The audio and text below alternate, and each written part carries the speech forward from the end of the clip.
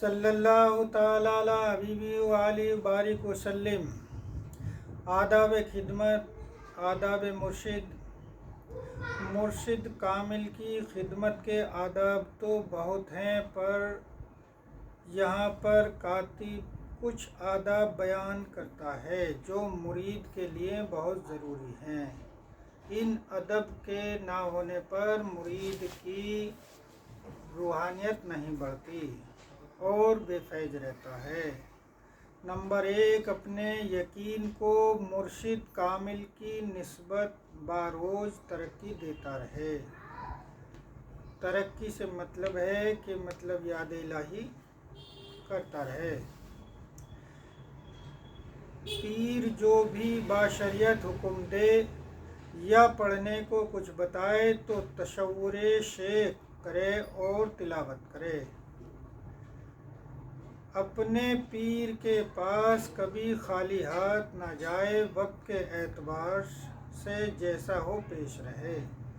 پیر و مرشد ہی نہیں بلکہ کسی بھی بزرگان دین ولی اللہ سے خالی ہاتھ نہ ملے، یہاں تک کہ کچھ بھی نہ ہو تو یہ پھول لے لے، پھول بھی نہ ہو تو چاہے مٹی لے لے پاک، لیکن کسی بھی بزرگ سے خالی ہاتھ نہ ملے تو بہتر ہے۔ اپنی جان اور مال کو پیر سے زیادہ عزیز نہ سمجھے، کیونکہ پیر و مرشد سے زیادہ عزیز اپنی جان اور مال کو سمجھے گا تو روحانیت میں اور یقین میں کمی ہے۔ مختصر لفظوں میں اپنی بات کا بیان کرے، لفظ ہاں کا استعمال نہ کرے بلکہ حضرت پیر، ہادی جیسے الفاظوں سے نہایت ملائمیت سے جواب دے، کیونکہ اونچی آواز میں جواب نہیں ہونا چاہیے۔ پیر و مرشد کی اونچی آواز سے اللہ فرماتا ہے، قرآن میں لکھا ہے کہ رسول کی آواز سے، اونچی آواز میں بولنے سے اس کے عمل ختم ہو جاتے ہیں، تو اس لیے پیر و مرشد سے بہت ہی ملائمیت میں سے جواب دے۔ نمبر 7، اپنے پیر کو جب تک اپنی طرف مخاطب نہ دیکھے خاموش رہے، یعنی انتظار کرے کہ میری طرف وہ کب مخاطب ہوں اور کب میں کچھ سوال، کچھ بیان کر سکوں، کچھ پوچھ سکوں۔ نمبر 8، اپنے پیر کی غیبت چغلی نہ کرے، نہ سنے، کیونکہ جو پیر و مرشد کی چغلی کرتا ہے اور سنتا ہے تو اس کے قریبی محنت بھی بے فیض ہو جاتی ہے، اور پیر و مرشد کی چغلی کرنے والا اور چغلی سننے والے کی دعائیں قبول نہیں ہوتی، کیونکہ مرشد کے وسیلے سے ہی دعائیں قبول ہوتی ہیں۔ پیر کی وحدانیت سے زیادہ تعریف نہ کرے، یعنی پیر کی جھوٹی بات نہ سنائے کہ میرے پیر تو یوں کرامات دکھا دیتے ہیں، میرے پیر یوں کرامات دکھا دیتے ہیں، جھوٹی بات بیان نہ کرے۔ جھوٹ سے اللہ ناراض ہے، اور جھوٹ سے جس بزرگ کے بارے میں جھوٹ بول کر ان کی تعریف کرنا چاہ رہے ہیں، تعریف کر رہے ہیں، تو ان بزرگ کی توہین ہے۔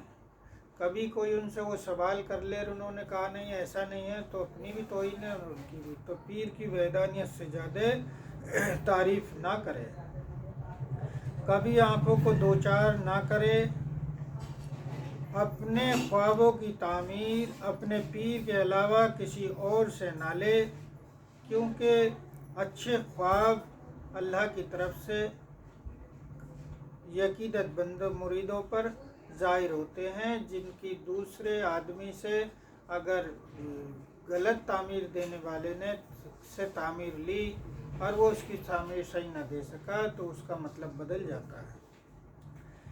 اس طرح بیٹھے جیسے نماز میں اتحیات میں بیٹھتے ہیں، ایسے ادب میں بیٹھے، دونوں گھٹنوں سے جیسے اتحیات میں بیٹھتے ہیں۔